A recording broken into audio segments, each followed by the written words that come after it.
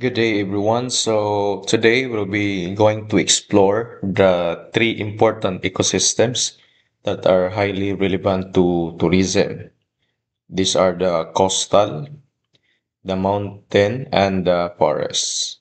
So these natural environments not only shape our planet's most captivating destinations, but they also provide economic, cultural, and ecological value. So as we go through each type of ecosystems, we're going to reflect on both the opportunities and the responsibilities that come with tourism. So we're going to focus only on these three parts of the ecosystems, the coastal, mountain, and the forest. So we're going to reflect on the two sides or two areas, the opportunities, okay, and the responsibilities. What are the benefits and the disadvantage of having a tourism on these areas? And what are the responsibility of the management and also the people or the tourists? Before diving into the specific ecosystems, let's first understand why ecosystems matter in the tourism. So did you know that 75% of the Earth's land has been altered by humans? Tourism can either contribute to destruction or to conservation. Okay. Again, tourism either contributes on the two specific areas for destruction of the ecosystems or conservation of the ecosystems. Globally, 22 million jobs are created by the nature-based tourism. Okay, so there were various nature-based tourism, not just here in the Philippines, but around the world. And the industry contributes around $120 billion annually to the global economy. So this shows that the ecosystems are not only nature's gift, but also a foundation for livelihoods, economic growth, and cultural exchange. So tourism or the tourists now seek authentic experiences in unspoiled areas like the Great Barrier Reef or the Amazon rainforest and making it sustainability as an essential part. So this is only the background before we're going to proceed to discuss on the specific ecosystems. Now let's start with the first one. Let's begin with the let's coastal ecosystems. Okay, let's focus on the coastal ecosystems. So this include coral reefs full of marine life, mangroves that act as natural filters, sandy beaches and dunes, estuaries and wetlands rich in nutrients. So these are the examples or coastal ecosystems included. Okay, these four areas or four part, but they also face threats here on this side. So what are the examples of threats? Such as bleaching, coral bleaching, water pollution, and habitat loss from resort development. So, sustainable solutions include marine protected areas, eco-friendly snorkeling tours, and community lead conservation. So, a good example is the Great Barrier Reef, okay, which attracts millions of tourists each year, providing income for conservation. But it is also under pressure from climate change and over tourism. Okay, so as you can see, this is the positive side and this is the challenges. And we have a solutions for that. The marine protected areas, eco-friendly snorkeling tours, and community-led conservation initiatives. That is why there is a law concerning protection towards the natural resources. Okay, like for example, in the um, beach resorts, especially near in the seaside. So there is a laws regarding on that part. There is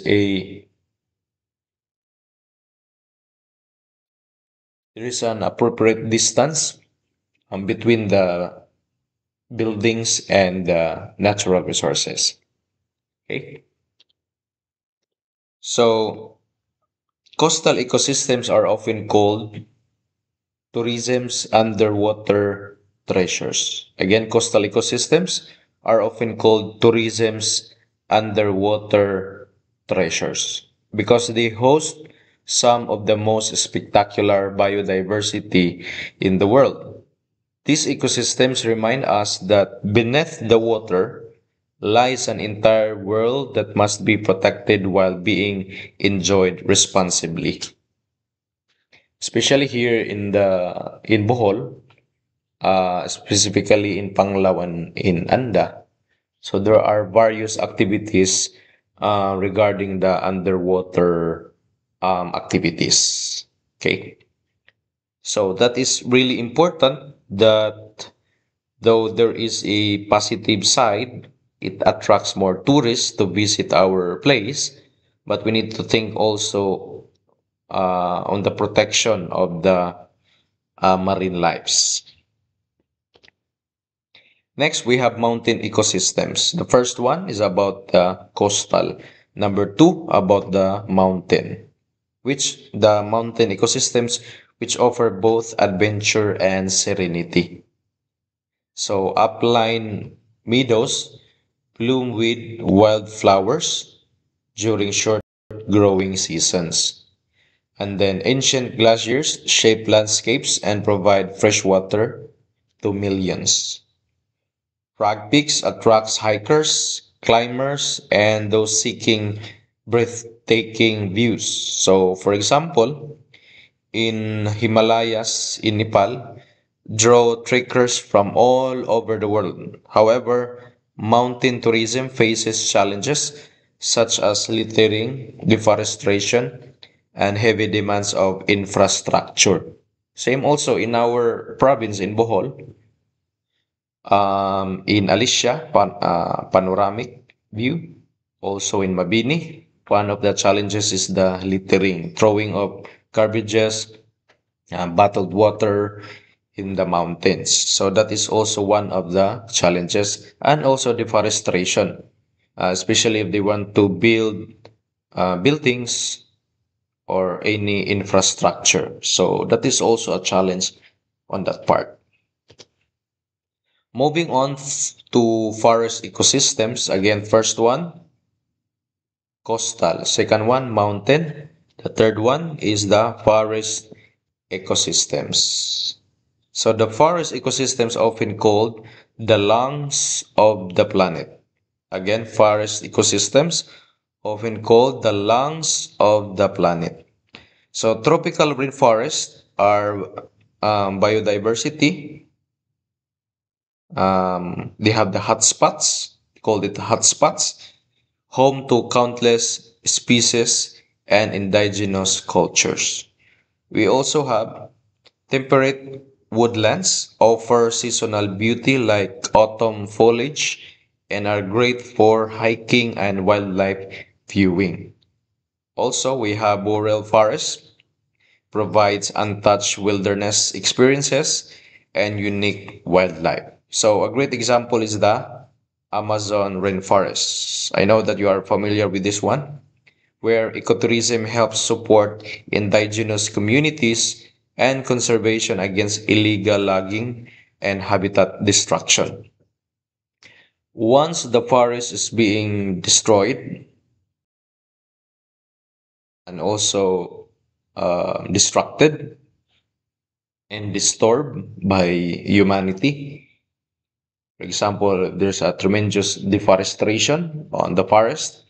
It affects our health, okay? Because the forest considers as the lungs of the planet.